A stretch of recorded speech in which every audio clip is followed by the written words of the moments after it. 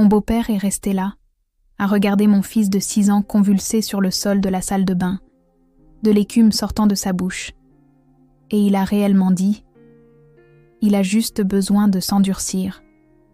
15 minutes plus tard, dans l'ambulance, lorsque le secouriste m'a posé une simple question, ma réponse a poussé mon mari à s'agripper à la poignée de la porte pour ne pas vaciller.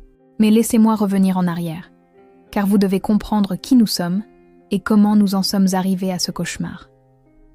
Je m'appelle Rebecca, j'ai 33 ans et je travaille comme ergothérapeute pédiatrique ici à Portland, dans l'Oregon. C'est la carrière parfaite pour moi, car j'ai toujours cru qu'il fallait comprendre les besoins uniques des enfants, s'adapter à leurs défis et ne jamais les forcer dans des situations que leur corps ne peut pas gérer. Ces convictions sont devenues encore plus cruciales lorsque mon fils Ethan a été diagnostiqué avec une épilepsie sévère à l'âge de 4 ans. Ethan est tout mon univers. C'est un enfant doux et réfléchi, avec des cheveux blonds et raides qui lui tombent dans les yeux et le sourire bienveillant de son père. Il adore construire avec des Legos, collectionne des faits sur les dinosaures et a cette manière silencieuse d'observer le monde qui le fait paraître plus âgé que son âge. Il est aussi incroyablement courageux. Il porte son bracelet d'alerte médicale sans se plaindre, c'est dire aux adultes quand il ressent cette sensation bizarre qui précède une crise, et ne met jamais les autres enfants mal à l'aise à cause de sa condition. Mon mari, Lucas, est un homme bon. Vraiment. Il travaille comme ingénieur civil pour la ville et est toujours à la maison à 6 heures pour le dîner en famille. C'est le genre de père qui lit chaque histoire 2 fois si Ethan le demande, ne manque jamais un seul des rendez-vous de thérapie d'Ethan et a appris à reconnaître chaque signe avant-coureur d'une crise imminente quelques semaines après le diagnostic. Mais Lucas a un point faible qui a causé des tensions tout au long de nos 10 années de mariage. Son incapacité à tenir tête à son père, Richard. Richard Thompson a 65 ans et a bâti toute son identité sur son passé de sergent instructeur des Marines, devenu entraîneur de football américain au lycée. Pendant 35 ans, il a transformé des adolescents en athlètes disciplinés au lycée Lincoln, les menant à 3 championnats d'État. Il est fier de son approche à l'ancienne en toutes choses. Il croit que les enfants d'aujourd'hui sont trop couvés, que l'éducation moderne engendre la faiblesse et que la plupart des maladies infantiles sont des problèmes psychologiques créés par des mères surprotectrices. Dès le jour où Lucas me l'a présenté, Richard a clairement fait savoir qu'il pensait que son fils aurait pu trouver mieux. Je n'étais pas assez dure, je manquais de caractère et, pire que tout, mes inquiétudes concernant Ethan lui paraissaient ridicules. Quand Ethan a été diagnostiqué épileptique, la réaction de Richard a été de secouer la tête et de dire « Encore une excuse pour qu'un gamin évite les vrais défis.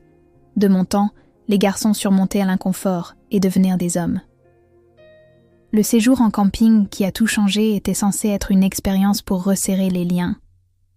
Richard avait appelé Lucas 3 semaines auparavant, sa voix bourrue mais avec une pointe d'invitation. Il est temps qu'Ethan apprenne ce que signifie être un homme de la famille Thompson. 3 jours dans les Cascades, juste entre nous, les gars. Pas de chichi, pas question de courir voir maman toutes les 5 minutes. Il a 6 ans. C'est assez vieux pour commencer à se forger un caractère. La façon dont il a dit « chichis » aurait dû être mon premier avertissement. Le commentaire méprisant « courir voir maman » aurait dû être le second. Mais Lucas voulait si désespérément qu'Ethan ait une relation avec son père. Il voulait que son fils vive les aventures en plein air qu'il avait connues dans son enfance, même si ses souvenirs étaient teintés des méthodes d'enseignement sévères de Richard. « Papa comprend la condition d'Ethan », m'avait assuré Lucas. Il sait que nous devons apporter le médicament d'urgence. Il a promis de faire les choses calmement et en toute sécurité. Je me souviens, ce jeudi soir dans notre chambre, tenant le sac de médicaments d'urgence d'Ethan et hésitant à emporter des doses supplémentaires. Mon instinct me disait d'en envoyer le double de ce dont nous aurions normalement besoin. Cet instinct a sauvé la vie de mon fils.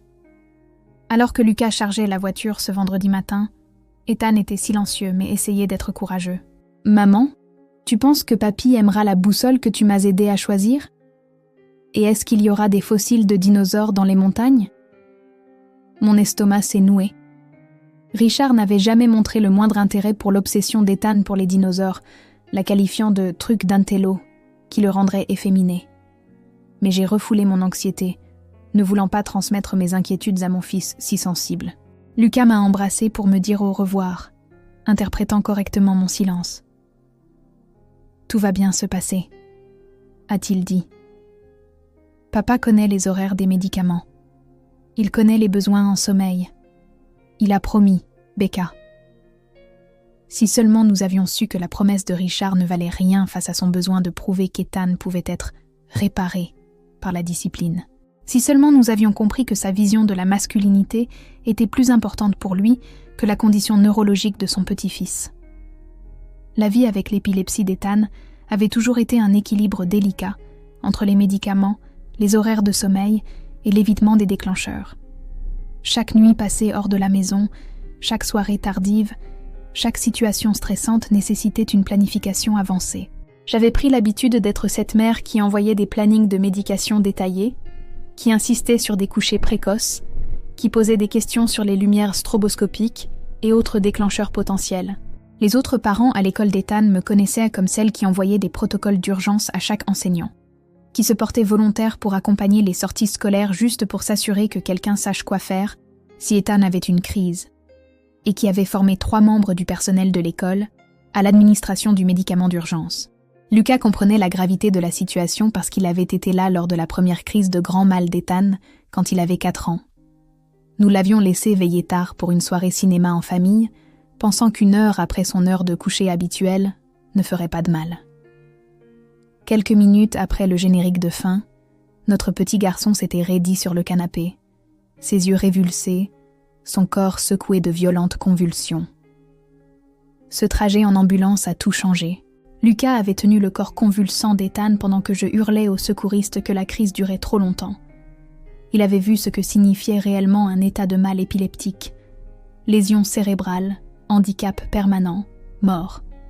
À partir de ce jour, il est devenu aussi vigilant que moi sur les heures de prise des médicaments et les horaires de sommeil. Mais Richard n'avait jamais été témoin d'une crise. Il vivait dans son propre univers, où ses 35 années à entraîner des adolescents faisaient de lui un expert sur tous les aspects de l'éducation des garçons. Il avait emmené des centaines d'enfants en camping, les avait poussés jusqu'à l'épuisement pour leur forger un caractère, et se targuait de son approche pragmatique de la discipline et de la dureté. Le laxisme parental crée des mauviettes, disait-il chaque fois que j'insistais poliment sur le respect du traitement d'Ethan. Tous ces diagnostics qui apparaissent soudainement de nulle part. Très pratique pour les enfants qui ne veulent pas faire d'efforts. Vous ne trouvez pas ? Les commentaires étaient les constants. Au barbecue d'anniversaire de Lucas, Ethan a besoin de plus d'activité physique. Développer son endurance. On ne peut pas soigner la paresse avec des médicaments. À Noël, ces pilules le rendent léthargique. Parfois, le remède est pire que le mal. À Pâques, 6 ans, et il fait encore des siestes comme un tout petit. Voilà ce qui arrive quand les mères pouponnent leur fils. Chaque commentaire était accompagné d'un regard dur qui laissait entendre que je dévirilisais à la fois mon fils et mon mari. Lucas disait parfois « Papa, s'il te plaît », mais jamais avec une réelle conviction. Il avait été conditionné pendant 37 ans à ne jamais contredire Richard Thompson. Le voyage en camping était prévu pour le dernier week-end d'août, avant la rentrée scolaire.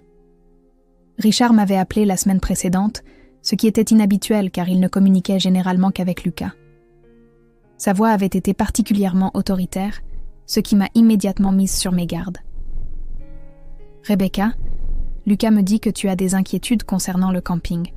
Je veux que tu saches que j'ai emmené des garçons dans la nature pendant 3 décennies. Je suis parfaitement conscient des besoins médicamenteux d'Ethan, et je m'assurerai qu'il prenne ses pilules à l'heure. Tu peux arrêter de t'inquiéter pour une fois. » Je voulais le croire. Mon Dieu, comme je voulais croire que mon beau-père prenait enfin la condition d'Ethan au sérieux. C'est bon à entendre, Richard. J'ai préparé un planning écrit avec les heures et les dosages exacts. Si vous avez besoin de précisions sur ce qu'il faut faire en cas de crise... J'ai dit que je m'en occupais, m'avait-il interrompu. J'ai eu affaire à des enfants ayant toutes sortes de crises au fil des ans.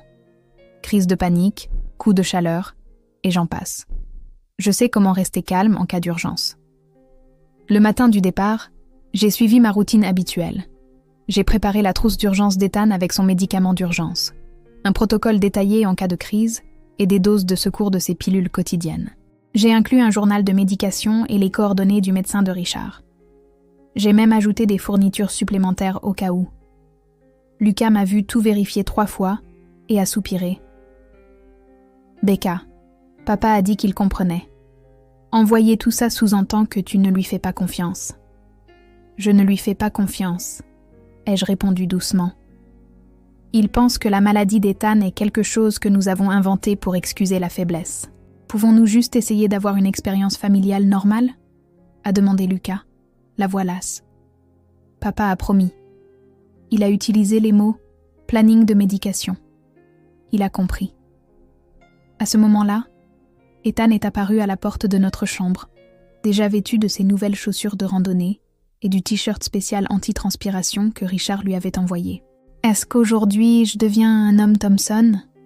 a-t-il demandé, utilisant la phrase de son grand-père avec un espoir si innocent que mon cœur s'est un peu brisé. « C'est ça, mon champion », a dit Lucas en le soulevant. 3 jours d'aventure avec papa et papy. Alors qu'il montait dans le camion de Lucas, j'ai vérifié une dernière fois la trousse d'urgence. Médicaments d'urgence, pilules quotidiennes, journal de crise, coordonnées du médecin, hôpital le plus proche programmé dans le téléphone de Lucas. J'étais prête pour une urgence que j'espérais désespérément ne jamais voir arriver.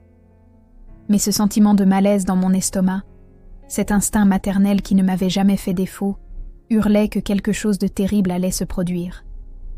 La première journée s'est bien passée, selon les textos de Lucas.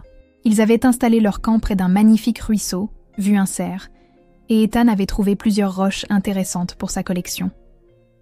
Richard avait même écouté quelques faits sur les dinosaures sans se plaindre. La photo que Lucas a envoyée montrait Ethan souriant dans son sac de couchage. L'air fatigué, mais heureux. C'est le 2e jour que les choses ont commencé à déraper. Lucas m'a envoyé un texto ce soir-là. « Papa pense que l'heure du coucher d'Ethan est trop précoce. Il dit que 20h, c'est pour les bébés. Je le laisse veiller jusqu'à 21h30 pour voir les étoiles. Ne t'inquiète pas, il a pris ses médicaments du soir à l'heure. » Mes mains tremblaient en lui répondant « Lucas, non. » Le manque de sommeil est son principal déclencheur. Il a besoin de ses 10 heures de sommeil. S'il te plaît, mets-le au lit maintenant. La réponse a mis 20 minutes à arriver. Papa dit que tu me contrôles. Que je ne me comporte pas en homme en te donnant des nouvelles constamment. Il dit qu'une nuit avec 1 heure de coucher normal ne lui fera pas de mal. Demain, on fait une journée sans téléphone. Je t'aime. Je n'ai pas dormi cette nuit-là. J'ai fait les 100 pas dans notre chambre, vérifiant mon téléphone toutes les 5 minutes, envoyant des textos à Lucas sans relâche, sans réponse. Au matin, j'étais prête à conduire les 3 heures jusqu'à leur campement, mais je n'avais aucune idée de leur emplacement exact dans l'immense nature sauvage des cascades. Dimanche matin, mon téléphone a sonné à 6h47. Le nom de Lucas sur l'écran. J'ai décroché à la première sonnerie. « Becca. » Sa voix tremblait. « On ramène Ethan à la maison. Maintenant. Quelque chose ne va pas. » Que s'est-il passé ? Il est bizarre depuis qu'il s'est réveillé. Confus, il n'arrive pas à marcher droit. Papa dit que c'est juste parce qu'il est fatigué de la randonnée. Mais il n'est pas fatigué, Becca. Quelque chose ne va pas. A-t-il eu une crise ? Silence. Puis, papa dit que non. Mais je n'étais pas là. Je suis allée chercher de l'eau au ruisseau, et quand je suis revenue, Ethan était par terre, et papa l'aidait à se relever. Il dit qu'Ethan a juste trébuché. Lucas. Ma voix était glaciale. Emmène-le à l'hôpital, maintenant. Ce sont des symptômes post-critiques. Papa refuse. Il dit que nous surréagissons, que le traîner aux urgences pour une simple chute le traumatisera plus que n'importe quelle chute. Il nous ramène à la maison tout de suite. Nous serons là dans 3 heures. 3 heures ? Lucas, s'il a eu une crise et n'a pas reçu son médicament d'urgence ? Je sais. Je le surveille comme le lait sur le feu. Mais papa a les clés et il ne s'arrêtera pas. Ce furent les 3 heures les plus longues de ma vie. J'ai appelé le neurologue d'Ethan, le Dr Chen, qui m'a dit d'appeler le 911 dès leur arrivée si Ethan présentait des symptômes inquiétants. J'ai préparé sa chambre, rassembler son dossier médical et essayer de ne pas imaginer les pires scénarios. Quand le camion de Richard s'est garé dans notre allée à 10h23, j'étais déjà dehors. Lucas a ouvert la portière arrière et j'ai vu Ethan, pâle et désorienté, à peine capable de fixer son regard. « Salut, maman », a-t-il marmonné, ses mots pâteux. « Je ne me sens pas bien. » Je l'ai porté à l'intérieur, mes mains vérifiant déjà son pouls, regardant ses pupilles, évaluant sa coordination. Richard nous a suivis, la mâchoire serrée dans cette ligne têtue familière. « Il va bien », a annoncé Richard. « Il a juste besoin d'une sieste et de manger. Tu vas traumatiser ce garçon en le précipitant chez les médecins chaque fois qu'il est un peu fatigué. » « Que s'est-il passé au campement ?» ai-je exigé, en allongeant Ethan sur le canapé. Il a trébuché. Les enfants trébuchent. Je l'ai aidé à se relever. Fin de l'histoire. Lucas a dit qu'il était confus quand tu l'as trouvé. Il venait de se réveiller. Les gens sont confus au réveil. Je me suis tournée vers Lucas, qui se tenait dans l'embrasure de la porte, l'air déchiré. « Lui as-tu donné ses médicaments du matin ?» Papa a dit. « Lui as-tu donné ses médicaments du matin ?» ai-je répété. « Non, » a interrompu Richard. « J'ai décidé qu'on arrêtait les pilules. 2 jours à le gaver de produits chimiques, et à quoi bon ? Ce garçon doit apprendre à fonctionner sans être drogué. » La pièce s'est mise à tourner. « Tu as arrêté son traitement ? » Je voulais voir comment il était vraiment sans toutes ces pilules qui l'abrutissent. Et tu sais quoi ? Il allait bien. Un peu plus énergique en fait. Plus comme un vrai garçon. Il prend des antiépileptiques 2 fois par jour. Manquer une seule dose peut quoi ? Richard s'est approché, sa voix s'élevant. Le faire vivre une vie normale, lui donner un peu d'énergie ? Tu as convaincu tout le monde que ce gamin est défectueux, alors qu'en réalité, il a juste besoin de structure et de discipline. Ethan a bougé sur le canapé. Maman, je me sens tout bizarre. La sensation bizarre était son signal d'alarme. Nous n'avions que quelques secondes. Lucas, va chercher le médicament d'urgence.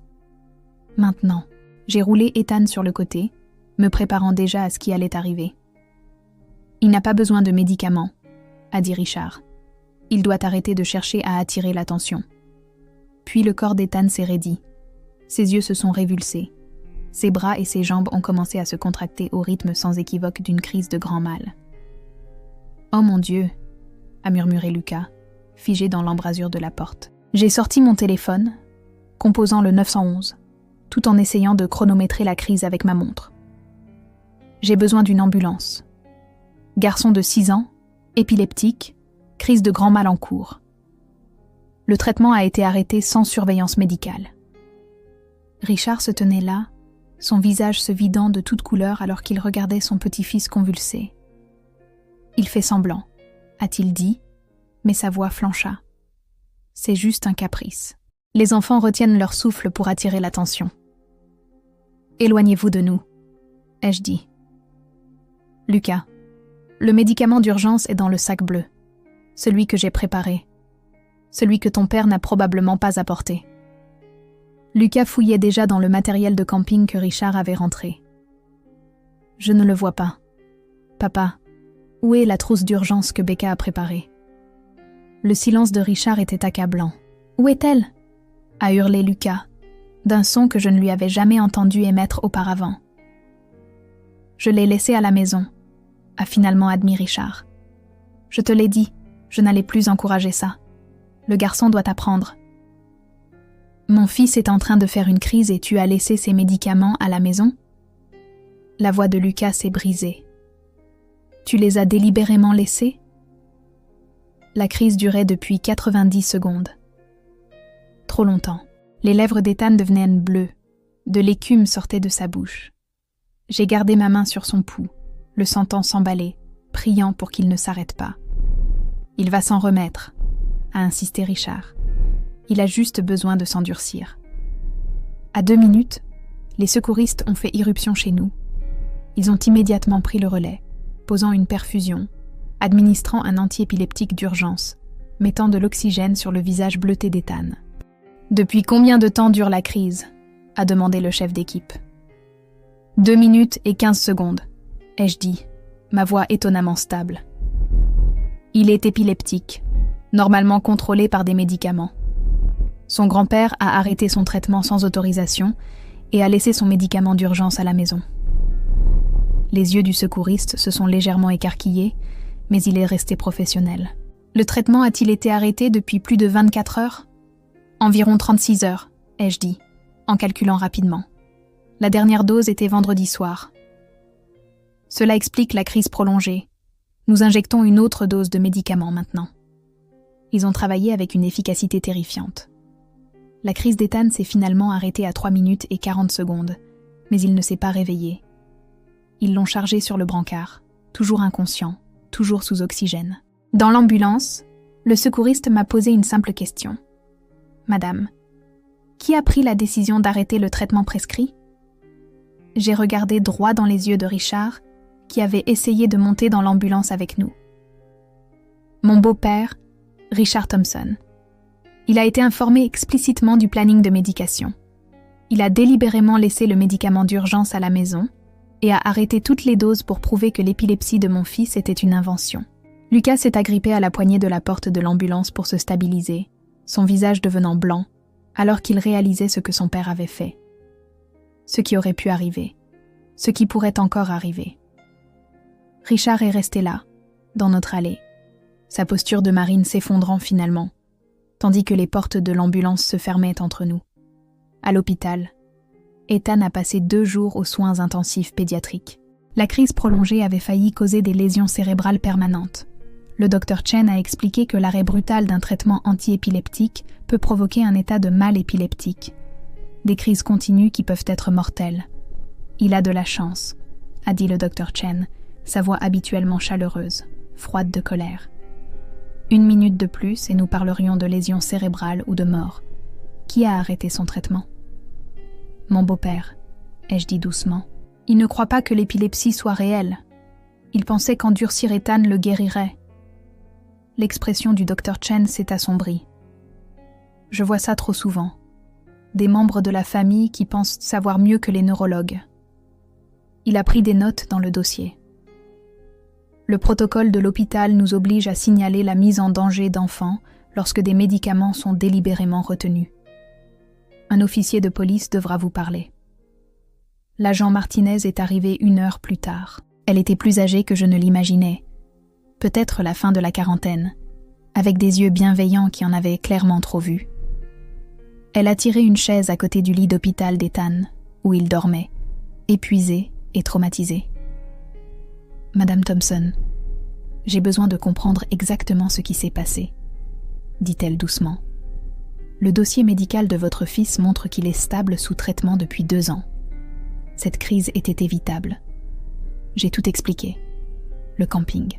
Les convictions de Richard sur l'éducation laxiste.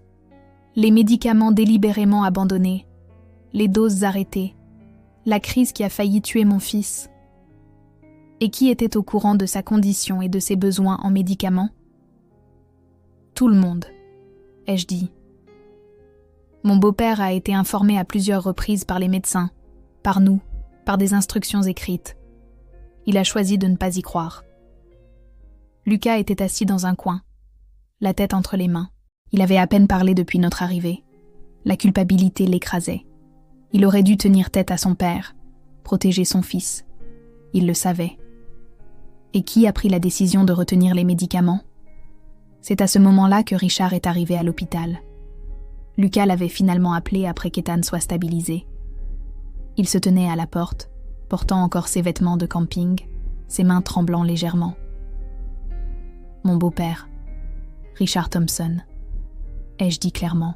On lui a donné des instructions médicales explicites.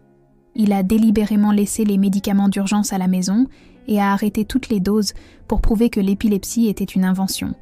Il a dit que mon fils avait besoin de s'endurcir. L'agent Martinez s'est tourné vers Richard. « Monsieur, est-ce exact ?» Le visage de Richard est devenu rouge. J'essayais d'aider le garçon.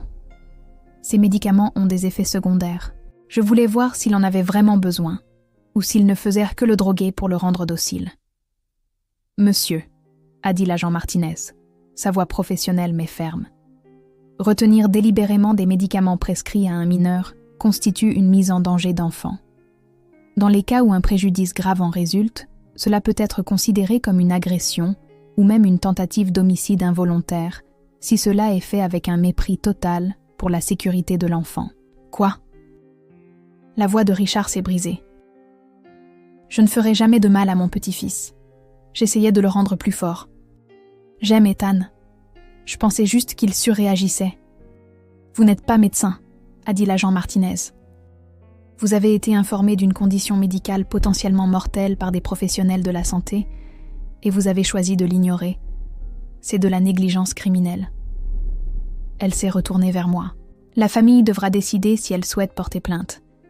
Le rapport de l'hôpital sera déposé quoi qu'il arrive, mais des poursuites pénales relèveraient de votre décision. » Richard a regardé Lucas avec des yeux désespérés. « Mon fils, s'il te plaît, tu sais que je ne voulais pas que cela arrive. Je voulais juste te montrer que toutes ces inquiétudes étaient inutiles. Je voulais prouver que le garçon allait bien. » Lucas a finalement regardé son père, et son visage était un mélange de rage et de chagrin. « Tu voulais prouver que tu avais raison. C'était plus important que la vie de mon fils. Papa, tu aurais pu le tuer. Tu comprends ça? Tu aurais pu tuer mon fils parce que tu pensais savoir mieux que ces médecins. »« Monsieur Thompson, » a ajouté l'agent Martinez, « vous devez savoir que l'affaire aboutirait probablement à une condamnation. Il y a des dossiers médicaux, des avertissements préalables explicites et des preuves claires d'une action délibérée. » Richard s'est effondré sur une chaise. « J'étais sergent-instructeur, un entraîneur. Je me suis occupé de milliers de garçons. Je pensais savoir ce que je faisais. » « Vous saviez exactement ce que vous faisiez, ai-je dit doucement. Vous connaissiez les risques et avez choisi de les ignorer. Parce que prouver vos théories sur la masculinité était plus important que le fonctionnement cérébral de votre petit-fils. Nous n'avons pas porté plainte. Non pas parce que Richard ne le méritait pas, mais parce qu'Ethan avait besoin de guérir sans le traumatisme d'un procès. La décision m'a hantée pendant des mois. Une partie de moi voulait que Richard subisse toute la rigueur de la loi, mais la mère en moi voulait juste que mon fils se rétablisse sans avoir à témoigner sur la façon dont son grand-père l'avait presque tué. Cependant, nos conditions pour ne pas porter plainte étaient absolues. Richard devait assister à des sessions de formation obligatoires avec le Dr Chen sur l'épilepsie et l'observance du traitement. Il ne pourrait plus jamais être seul avec Ethan, pas même pour 5 minutes. Toutes les visites seraient supervisées par Lucas et moi. Et il devait attendre 6 mois avant de revoir Ethan. Lucas a communiqué ses conditions à son père, et pour la première fois de sa vie, il n'a pas fléchi lorsque Richard a essayé de discuter. L'incident a transformé Richard d'une manière que je n'aurais jamais imaginée. L'homme qui avait bâti son identité sur la dureté et la discipline est devenu le défenseur le plus prudent des handicaps invisibles que j'ai jamais vus. Il est devenu bénévole à la Fondation pour l'épilepsie. Il donne des conférences dans les écoles sur le respect des conditions médicales. Il raconte son histoire, comment il a failli tuer son petit-fils, à quiconque veut bien l'écouter, en particulier aux anciens athlètes qui pensent que la dureté peut surmonter les réalités médicales. 8 mois après l'incident, Richard a demandé à me voir pour un café. Il paraissait plus vieux, plus petit en quelque sorte, comme si le poids de ses actions l'avait physiquement diminué. « J'ai failli tuer mon petit-fils avec mon arrogance », a-t-il dit, la voix brisée. Comment un homme se remet-il de ça, Rebecca? Comment pardonner à quelqu'un qui a fait passer le fait d'avoir raison avant la vie d'un enfant? Je ne sais pas si je l'ai entièrement fait, ai-je admis. Mais Ethan a survécu. Vous avez changé. Cela doit compter pour quelque chose. La confiance prendra des années, peut-être pour toujours. Mais vous faites les efforts nécessaires. Ethan, résilient comme le sont les enfants, s'est complètement rétabli. Il ne se souvient pas de grand-chose de cette journée, juste qu'il est tombé très malade pendant le camping. Mais il a appris quelque chose de précieux, que même les gens qui vous aiment peuvent vous faire du mal s'ils ne respectent pas vos besoins médicaux, et qu'il est normal de se défendre.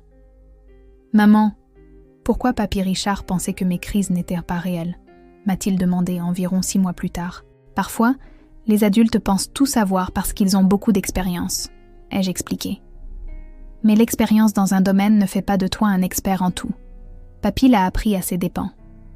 Aujourd'hui, 18 mois plus tard, Richard transporte sur lui des protocoles de crise plastifiés pour Ethan. Il connaît le planning de médication par cœur. Il a appris à reconnaître les signes avant-coureurs d'Ethan. Lors des réunions de famille, il est le premier à demander si Ethan a pris ses médicaments à temps, s'il dort suffisamment, s'il y a des déclencheurs potentiels que nous devrions éviter. L'homme qui qualifiait autrefois l'épilepsie de invention corrige maintenant les autres personnes qui expriment des doutes sur les handicaps invisibles. Le mois dernier, à la fête d'anniversaire d'Ethan, j'ai regardé Richard expliquer à un autre grand-père la réalité des conditions neurologiques. Ne présumez jamais que vous savez mieux qu'un médecin en ce qui concerne les besoins médicaux d'un enfant, a-t-il dit fermement. J'ai fait cette erreur une fois. Elle a failli me coûter tout ce qui compte. Ethan a entendu et s'est approché pour serrer son grand-père dans ses bras. « Ce n'est pas grave, papy. Tu as appris, n'est-ce pas ?»« Oui, mon champion, » a dit Richard, la voix étranglée par l'émotion. Papy a appris. Lucas et moi sommes également devenus plus forts à travers cette épreuve. Il a finalement compris que préserver la paix avec son père ne valait pas la peine de risquer le cerveau de notre fils. Il est devenu mon plus fervent défenseur maintenant, faisant taire quiconque remet en question la condition d'Ethan avec une fermeté qui aurait choqué son jeune lui-même.